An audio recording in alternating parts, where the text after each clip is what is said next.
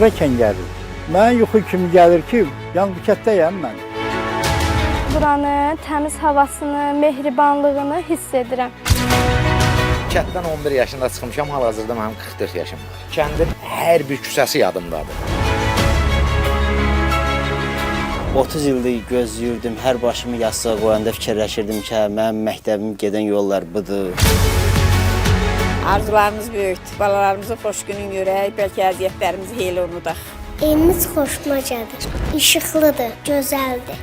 Yolda görünür, həyətdə görünür. Bizim cavanlığım bu maşındakı.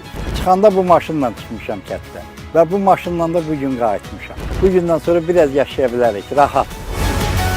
Bu küçələrdə ürəklə velosiped sürə bilərəm. Dövlətin gücü budur, həmrəylik budur, yumruq bax budur. Bu açarlar onların həyatının yeni mərhələsinin qapısını açır. Ağdamın Kəngərli sakinləri yenidən doğma torpaqda yurt salır. Ağdam və Mən silsiləsindən Xoşbəxtlik Açarları filmi 15 iyun saat 15-də ATV-də.